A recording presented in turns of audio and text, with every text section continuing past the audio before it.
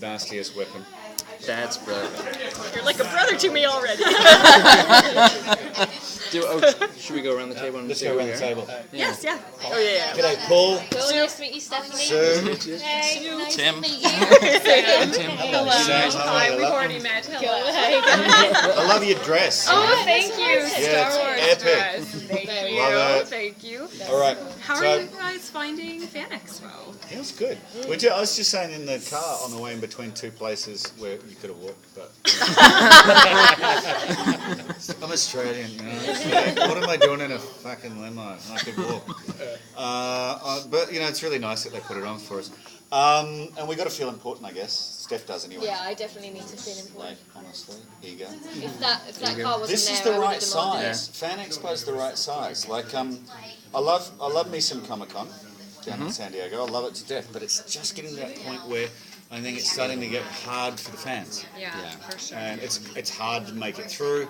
It's hard to function, and it's hard to actually get to us, to the people that they want to get to, or the material too that they want to get to. So yeah, I think this one's in really good shape. And it's big, and it's exciting, and it's vibrant, and there's a ton of things and people and stuff. It's got a great atmosphere. Yeah, but at the same time, it's still accessible, which is really nice. Yeah. So you guys have worked all over the world. By the way, I thought you were great in Amazing Race Australia. Oh, thanks, brother. And That's exhausting, that bloody thing. I can't imagine. Oh, God help me, honestly. Months recovery. But anyway. And I mean, like, Amazing Race Canada, I just don't think it matches up. But anyway, so you guys have worked all sorts of places in the world. How does Toronto and Canada measure up to those other places? I love me some Toronto. It's like my favorite city in the world is New York. Manhattan Island is my favorite place in the world. And Toronto is, for me, Manhattan light. And I don't mean that I don't mean that like I say that about Singapore, that it's Asia light. Singapore, I say it in a slightly derogatory way. If you're watching. You know what I mean if you live in Singapore. And they do. They do. But I mean it in a really good way about Toronto, because it's got the big blocks, big long blocks, and really beautiful older buildings, but you can still see the sky. Yes. Yeah. So it's got all of the pluses for me without that thing of sometimes getting lost in the dark in the shadow of all of the skyscrapers. I love it here. Quite happy that we're going to be here for several years to come. Steph? Yeah, no, it's great. It's quite a chilled atmosphere, actually. It's very nice. That's what I like about it. Yeah. Just, We're also everybody's damn very polite. chill. I know. It's disgusting. I know. It's infuriating. Well, us dig Brits it. like Last drinks. Last drinks, ladies and gentlemen. I'm so glad I RSVP'd for this. Have you got your wristband? Mate. Oh, no, they gave us these ones. Oh, no. Well, It's some nicer of us, than what though. we got. What's Sneaky that breath. about? Oh, you don't need one, though. All right, Sue, you're up. What? Quick. I was just watching my battery light blinking. I'm like, oh crap! I've got more in my gas. Just wait for it. You'll see this. You guys were you're hugely involved with the video game when it came along. Have you finished it? No. There's a heap of new content. What is interesting, there is a heap of new content and a heap of new crossover. I always maintained when we were doing both, the first time around, people were like, well, how much is there going to be synergy? How much interaction is there going to be? In essence, you could only do so much in advance because you have to get both platforms up and running. Yes. You actually have to create both foundations. Then you can start, operating with some fluidity, which is what everybody wants. Yeah. So it's been a lot easier, if you like, conceptually in between seasons of the show, and now that the game's up and running and has a kind of a platform to operate from. So there are a lot of new crossovers. There's some old friends that are revisiting us in the game and on the show, and actually tomorrow, Monday, I'll be meeting a couple of old mates from the game. Really? In the show. That's brilliant. Can't say any more than that. But Well, so you could. the crossover, I could, but then the next stop Nolan would be 25, and he'd be much better looking. Doc Gill performed a procedure. A lot of Doc Hill's procedure, skin job. Yeah, so no, the crossovers are still happening and they're still seeded all the way through the season, I can tell you that for sure. Nice. And I know that I will be going back into the game. I'm pretty sure you're going back into the game too. And somebody else, who honestly I can't remember, is going back into the game, but there's a few. And there's a couple of game characters coming across, and there's also a player character coming I was going to say. Yeah, I saw that. Yeah. Now, Stephanie, what's being your character?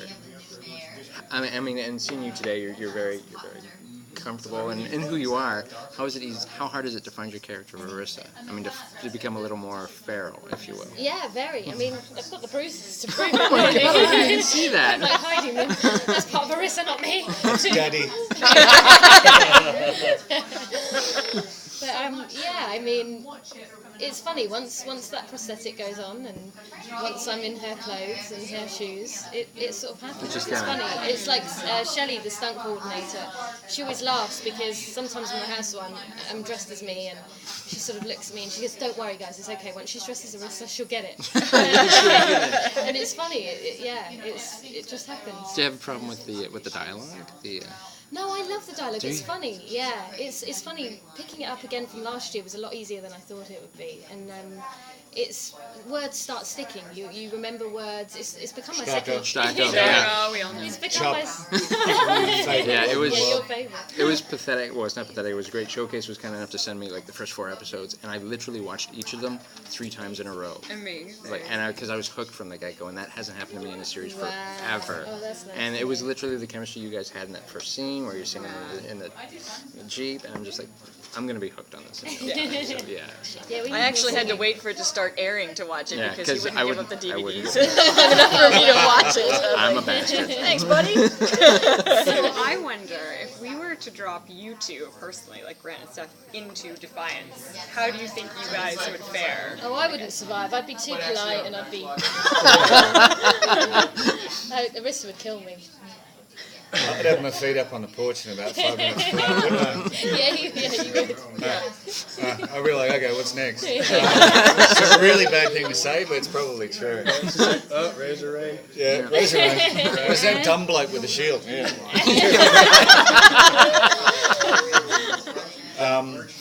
No, I'd like Defiance, I think. I mean, not the violent part of it, but the kind of gnarliness of it, I think I'd I'd love to dig. go into Defiance as myself to see how I'd cope. You'd be alright. You'd end up. Yeah, have you ever seen? I'd befriend Have you ever seen someone. the man who shot Liberty Valance, like the John Wayne Jimmy Stewart? Okay. Right? You'd be Jimmy Stewart. Wouldn't she? Like Steph would, yeah. She'd be there going, no. I'm going to create order. And I'd be there, oh, there's no order. That would be Everybody else would be Lee Marvin. Now, sorry, go ahead, man. There's a lot of great themes that are running through the show. I mean, but what do to you guys, what is the most important of those themes, and what really drives it home for you? It's about, I think, like what we were saying earlier, what attracted me to the Peaks first of all, like when I read it, was just how each character is so, I mean, Kevin's been great at really, every character is so unique and everyone's got their own story. It's not wishy-washy anywhere. It really feels, and especially in the second season, you really get to know each character more. And I feel like, yeah, I feel, I'm not really answering your question. Oh, sort of like for me, like the Larissa Nolan relationship. Right, That's yeah, because and it's just so weird, and it's just so, and it's just, even though we don't know, and don't tell me if you do, but it's like you just know that they shared something. That's why there's, and that sort of that's what kept them together. It's like some sort of shared, whether it's a joy thing or a horror thing. Knowing Defiance is probably the latter, but it's just these two unlikeliest of people, and it formed like, it's not just like a buddy cop thing. No. It's a father-daughter relationship, and I don't think I've seen any. Yeah. Correct me if I'm wrong. You'd be really hard pressed to unusual. find it somewhere else in TV. I've never seen it.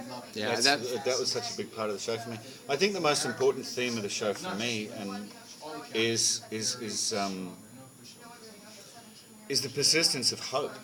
And I think that's what you're talking about with this relationship, in essence, is two extremely damaged people who, on their own would probably be incredibly cynical. But isn't it interesting about human nature that we'll cling to whatever we have to cling on to? Yeah. And they choose to cling on to Yeah. each other, and they place their hope in one another. Which is brilliant. And there's so much history brought to it without even, like, we haven't shown a lot of backstory. I mean, there's been bits in the flashbacks and stuff, but I even sense that there's all this history when we're on set, but we don't talk about it. We're getting on with things. We're in the Yeah. clients. Yeah.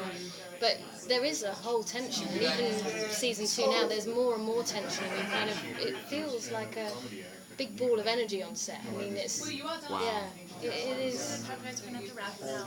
Fair enough. Alright, I'm going to ask this one really quick then. Because you've seen our show, you know what happens. Favorite movies of all time? Blade Runner. Good choice. Lock it in. This is coming into my head network. Network, nice. Yeah. I like the. Yeah. Have you seen You the could also say newsroom? by the way, you could also say the China Syndrome.